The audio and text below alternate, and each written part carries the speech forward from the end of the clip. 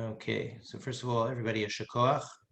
Thank you again, everybody, for coming. We really, really appreciate it.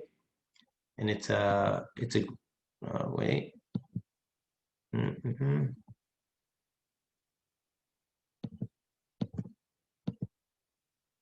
Okay. So we get a shakoach, everybody. A good Erev Shabbos, Erev Shabbos. And it's great seeing everybody as always. This week's parsha is really the parsha of the Gullus. But when we look at the parsha of the Gullus, and this is really what I want to focus on, is Yaakov Avinu. If you think about it, Yaakov Avinu is the one who gets all the credit. Not Avram, not Yitzchak, but Yaakov. We're called Bnei Yisrael, the children of Yisrael, which are the children of Yaakov Avinu. We're, he's the Bechir Sheba Avos, the peak of the fathers. And the question is, what does Yaakov have that Avram and Yitzchak don't have? Yaakov didn't have to go through the nisayon and the trials of, being on the Mizbeach. Yaakov Avinu did not have to go through. He wasn't the first one. He wasn't the person who was able to create the revolution of bringing Judaism to the world. That wasn't Yaakov.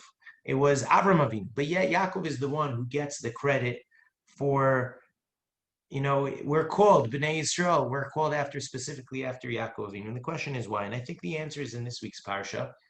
In Yaakov's journey to Haran, Yaakov's journey to Chutz La'aretz, in that journey, we see the unique characteristic of Yaakov, which is the unique characteristic of Am Yisrael and for us to learn from. Because Yaakov Avinu's story, and in fact, his greatest moments were in the moments of uncertainty, the moments where he's running away from Esav. He's leaving his family.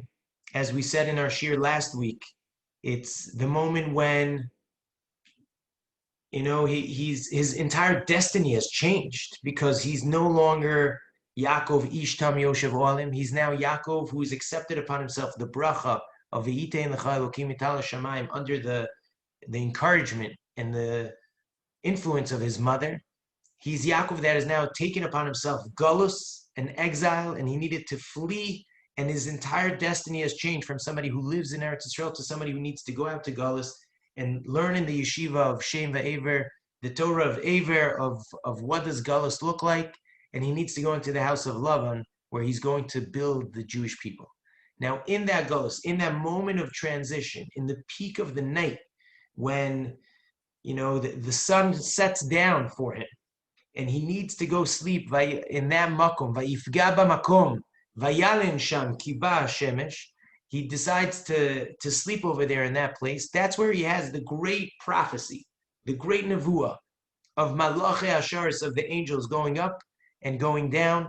It's that moment that he's able to connect to a certain vision, which becomes an icon in Am Yisrael. And not only that, on his transition back from Galus, which we're going to see next week, it's the transition in Parshas Vayishlach, where he's coming back. We have another great vision, is where he meets the Malach, and he gets into a battle with him, into a fight with him.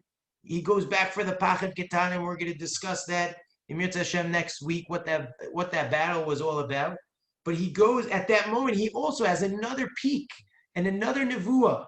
And that's when the Malach actually calls him Yisrael.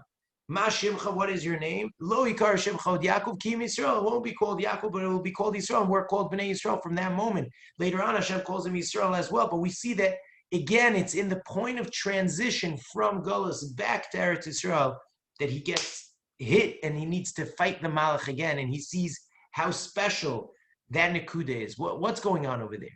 I think these are the Nekudos that describe what it means to go on a journey to Galus. It is Yaakov who is the one, and yes, it was Avram Avinu who established monotheism in the world and taught the world of HaKadosh Baruch Hu. It was Yitzchak who was Gvura, who was an Ola Tmima to Hashem. But it was Yaakov Avinu who taught us what it means to be a leader as a Jew, and not just to be a leader in a time when we're successful, but a leader in the face of adversity, a leader when we're going out into Galus. And it's always the transitional periods that are the hardest for Am Yisrael, but yet it is always the transitional periods that allow Am Yisrael to grow and to thrive. It's always through the moments of darkness that when we're able to overpower those moments of darkness, that's when our light is able to shine forth. It's when there is the Chorban Bayis Rishon and we go out into Galus. It is over there that the roots of the Beis Medrash of Bavel, which is Galus Bavel, get established, where the Torah will be learned and established in the future. It is over there where the story of Purim happens, in the darkness, in the Hester Panim, where we have the revelation of Kimu v'Kiblu Aleim HaYehudim, when we were mekabel on ourselves again, the entire Torah, Me'ava, on a level that we didn't reach in Maimon Har Sinai, but we were able to reach it when we stood in Shushan Abira with Haman and Rasha trying to destroy all of us.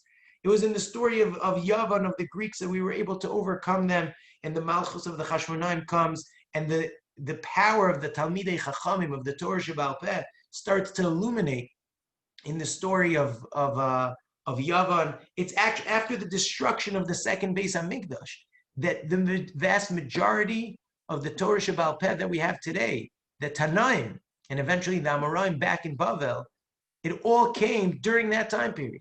And the Kufa of the Rishonim were always that was in the darkest period, the time of the Crusades, Rashi, and the Ramban, the Rush. So it's always in the transitional time periods of Jewish history, in the dark moments of Jewish history, that we learn that there's going to be moments of rising and falling. There'll be Malachi Elokim Olim v'Yordimo. There's going to be angels that are going up and angels that are going down. There's going to be moments of highs. There are going to be moments of lows. It's going to be a moment where we might be stripped of everything. Eliphaz is going to come. He's going to want to kill us. Eliphaz is going to come and take away our money and take away everything that we own. And now we're stuck alone with just a stick and our bare clothing on our backs. And we need to go to sleep. But then what are our aspirations? What are we dreaming about? We're dreaming about greatness. We're dreaming about, yes, we need to be grounded on the ground over here, but we have a ladder that goes all the way up to the Shamayim. We're always striving for greatness, striving to succeed, striving to excel, and to have high spiritual aspirations. This is exactly why Yaakov Avinu is the figure of Am Yisrael. Yaakov Avinu is that example. Yaakov Avinu is the symbol of, during those moments of transition, to not give up about the small details, to not let go of every single Jew, to go back for the Pachim Ketanim. And during those moments, he gets challenged. What are you doing? But he fights, and he's able to overcome, and he's able to earn his name of Yisrael, Ki sarita im anashim v'im Elokim v'tuchal, because you were able to overcome any human being who stands up against you, and even angels, who stand up against you. This is what Yaakov represents. You see, a leader is not just somebody who could lead the people. The real test of a leader, remember, they were testing athletes. They were testing for health. So they asked them to run on the treadmill. So one of the athletes is like saying, well, what are you trying to test?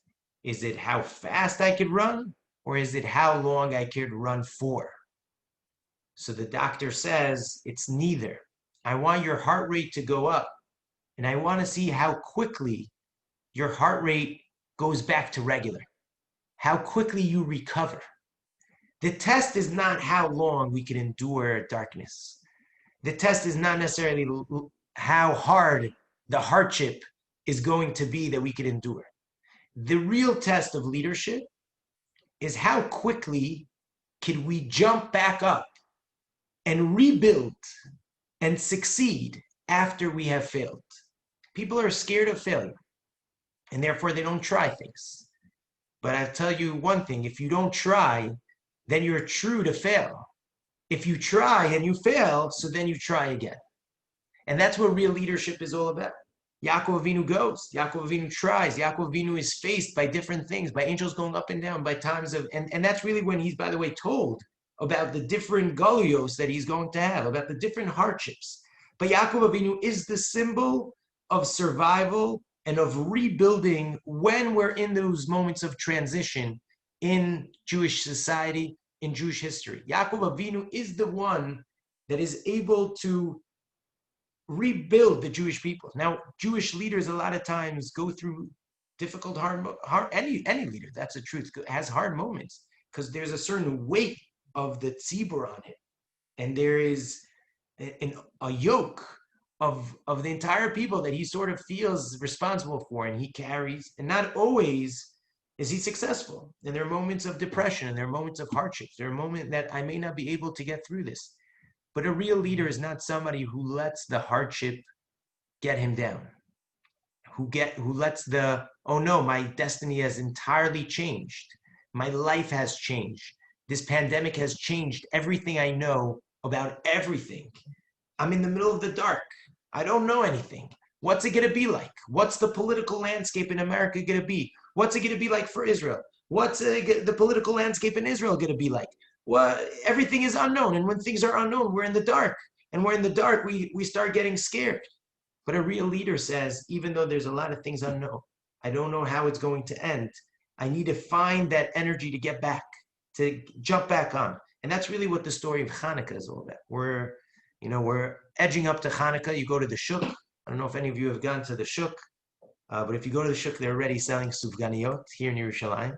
You could already smell the donuts.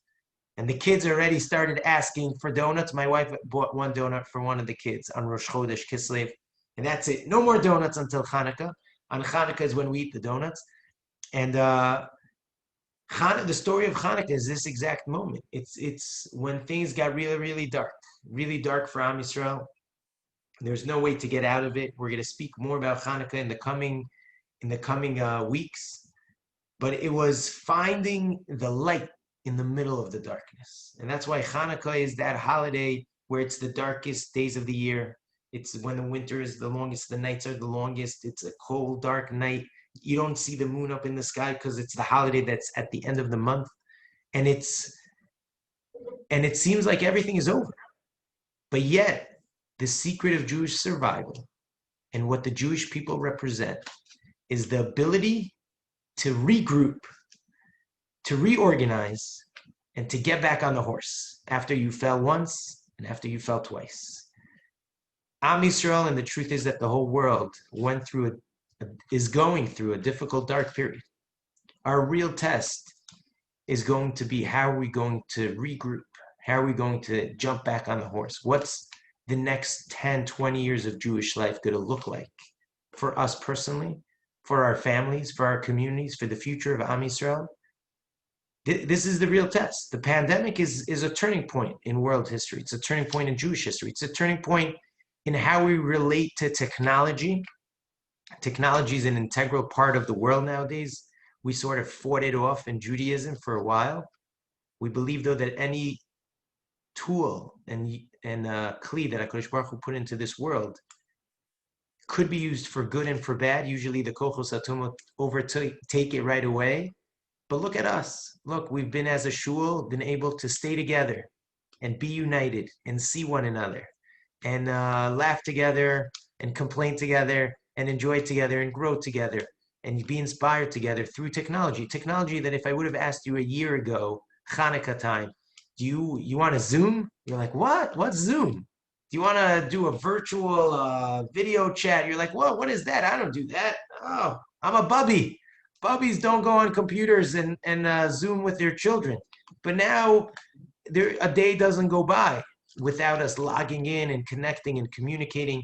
There's a certain way that the whole world could connect.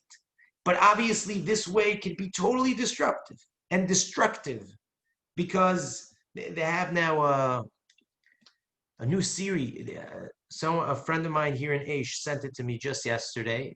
I think it's been out already for half a year, about the social media difficulties. It's a whole video, a whole like hour-long video documentary on how they could track, these big companies could track what it is you are thinking about and what it is, your profile and what interests you. And they sort of like they follow you around on these social medias and they know how to feed you your weaknesses so that you will spend more time on there, because let's be honest, we're not paying any money for these programs, and therefore their koach is we become the product, and therefore they're selling us to consumers, they're selling us to companies. Oh, we have a lot of customers who are interested in buying your product. If you just market it to them, we will brainwash it.